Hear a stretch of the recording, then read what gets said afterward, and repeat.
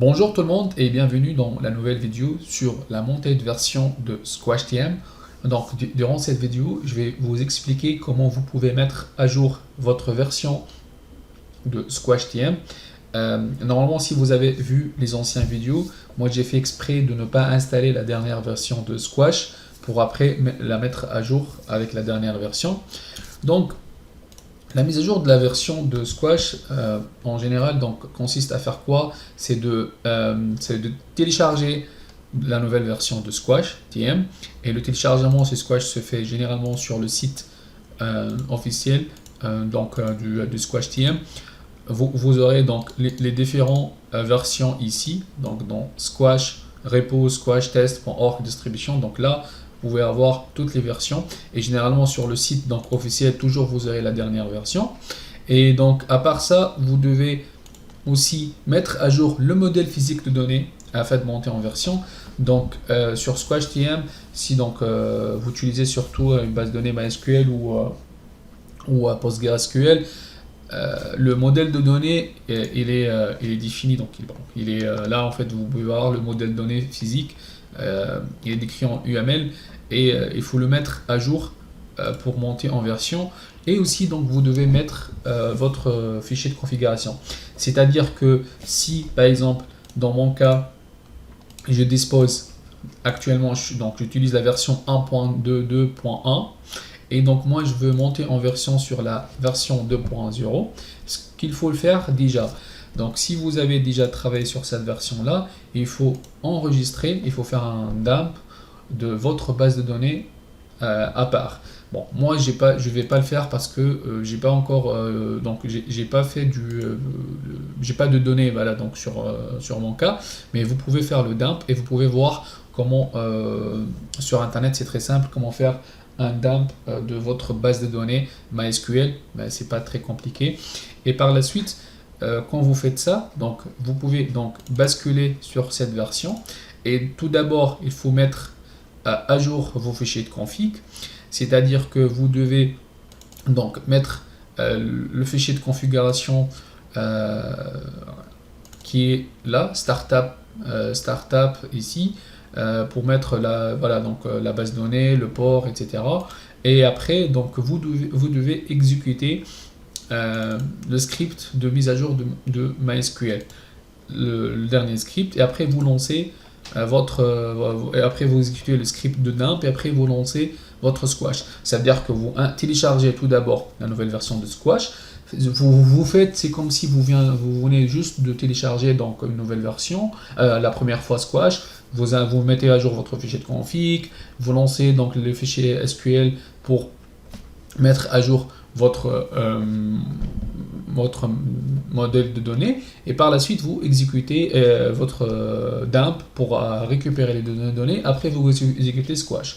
Ou il y a une autre méthode, si par exemple vous voulez garder, donc si par exemple là moi je suis sur la version 1.22.1 et j'ai remarqué que la mise à jour de Squash, il y a eu juste une petite modification au niveau du modèle de données, donc je vais donc garder la même version, juste je vais mettre à jour mon MySQL, juste je vais mettre à jour mon modèle de données. Ce que je peux faire, c'est que je peux donc déjà exécuter les scripts, juste je vais mettre à jour le modèle de données, c'est-à-dire que là j'ai bien les scripts de modèle de données sur la dernière version. Je vais récupérer les scripts qui me concernent et l'exécuter sur la version 1.2.1. Donc pour faire ça, donc déjà je vais ouvrir l'éditeur SQL. Non, c'est pas l'installation. Donc là je vais ouvrir l'éditeur.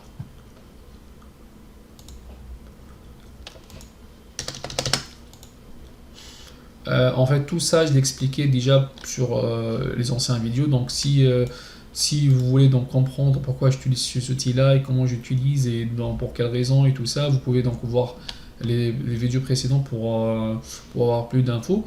Donc là, j'ai bien ma base de données SquashTM et moi, je suis sur la version donc 1.22.1 et pour récupérer pour mettre à jour mon modèle de données pour la dernière version, je peux charger les fichiers SQL ici. Donc je peux aller sur téléchargement, et là j'ai bien donc dernière version de Squash, et je peux récupérer donc les scripts. Donc là il y a 1.2, 1.3, 1.5 et 2. Non, ça c'est H2, je dois récupérer les fichiers MySQL. Donc ça et ça et ça, et voilà, ouvrir. Voilà, donc j'aurai bien mes SQL. Donc je commence à sélectionner une base de données, après j'exécute donc le script. Donc là, ça veut dire que j'ai mis à jour le modèle de données avec la version 1.22.2. Après, je vais mettre à jour la version 3, c'est fait. Après, 5. Et après, pour la version 2.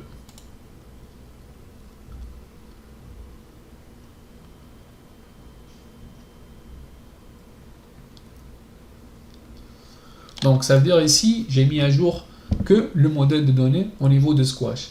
Mais ça, en fait, c'est une méthode que je la recommande pas trop. Ça veut dire que si vous montez si vous allez monter vraiment en version, en nombreuses versions, c'est mieux de prendre donc le fichier carrément, le dossier de Squash. Donc vous allez travailler ici, vous allez exécuter le modèle de données, le dernier fichier qui fait l'installation complète de la version 2.0.0, et par la suite vous allez exécuter votre dump, et comme ça vous récupérez vos données sur la dernière version de Squash